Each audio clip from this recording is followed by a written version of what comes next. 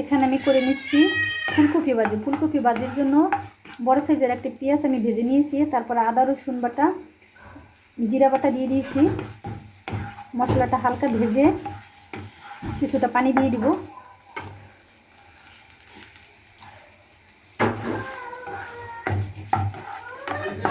মশলাটা বেশি ভাজবো না, তাহলে কপির রঙটা অন্যরকম হয়ে যাবে।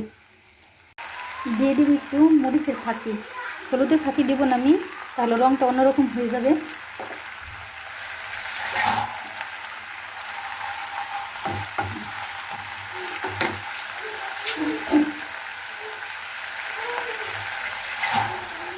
দিয়ে দিচ্ছি 2টা বড় সাইজের কাঁচামরিচ ভেঙে।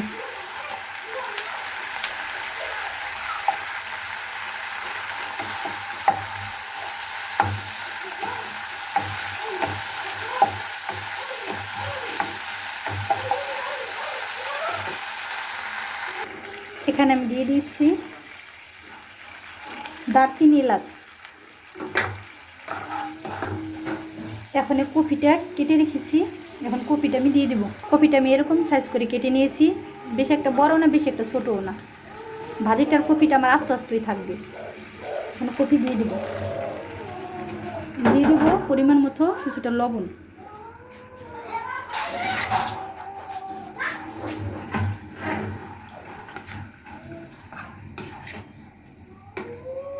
এই ভাজিতে আমি বেশি ঝাল দেবো না, যে কাঁচামরিচ 2টা আমি দিয়েছি কোনো ঝাল না, এটা একটু সবজির মতো নেই, কাঁচামরিচটা কোনো ঝাল লাগে না।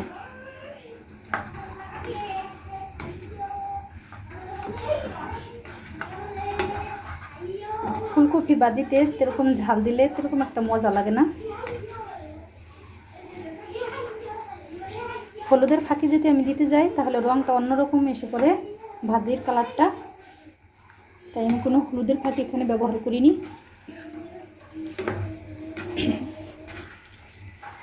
আর কোনো পানি দিব না, যদি বেশি পানি দেওয়া হয় ভাজি থেকে যতটুকু পানি অতটুকু পানি আমি দিয়েছি।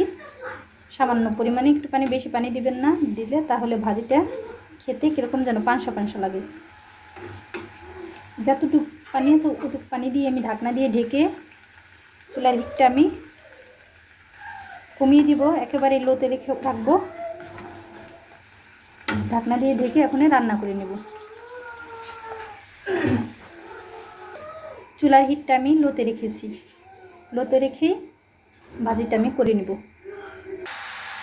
ঢাকনাটা তুলে নিয়েছি, কপিটা আমার সিদ্ধ হয়ে গিয়েছে।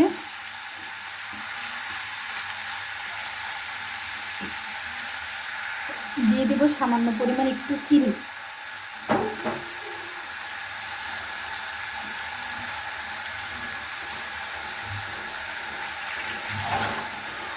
চায়ের চামচে 3 ভাগের 1 ভাগ চিনি দিয়ে দিয়েছি আমি এখানে।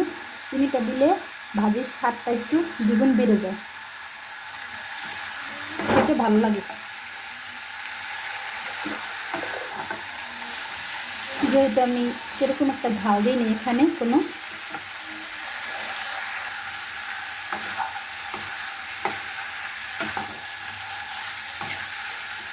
আমি এরকম লাউ ভাজির ভিতরে ফুলকপি ভাজি, মূলা ভাজি, পাতাকপি ভাজি, এইসব ভাজির ভিতরে আমি এরকম একটা ঝাল দিই না। ভাজিটা হয়ে যাওয়ার কিছুদিন আগে সামান্য পরিমাণে একটু চিনি দিয়ে দিই। চিনিটা দিলে ভাজির টেস্টটা অন্যরকম আসে, খেতে খুবই ভালো লাগে। আমার কপিটা কিন্তু সিদ্ধ হয়ে গেছে পুরোপুরি, এখন একটু ভাজা ভাজা করে নেব ভাজিটা। আমি কোনো পানি ভাজির সাথে দিয়ে নিই। কপি থেকে যে পানিটা বের হয়েছে চুলার হিটটা আমি কমিয়ে দিয়েছি একেবারে লোতে। তখন দিয়ে দেবো কিছুটা গরম মশলা। গরম মশলাটা দিয়ে আমি ভালোভাবে লেগে নেব। এটা দিয়ে আমি মিশিয়ে নিচ্ছি।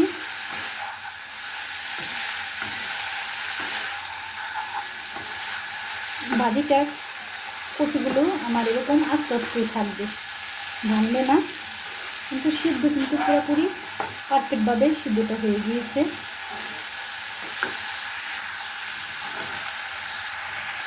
ঢাকনাটা দিয়ে আমি ঢেকে দেব। ভাজিটাকে এখন আমি একটু ভাজা ভাজা করে নিব। 1 মিনিটের মতন চুলায় রাখবো। 1 মিনিটের মতো চুলায় রাখলে ভাজা ভাজা হয়ে যাবে। ঢাকনাটা আমি তুলে নিয়েছি। ভাজিটা আমি এরকম ভাজা ভাজা করে নিয়েছি।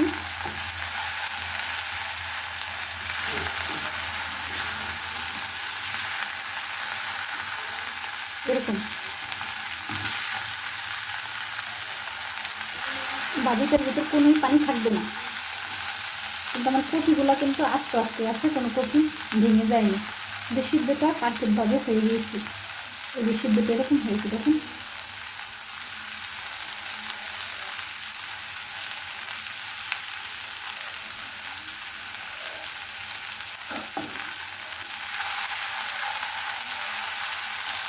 ভাজিটা এখানে নামিয়ে নিবে।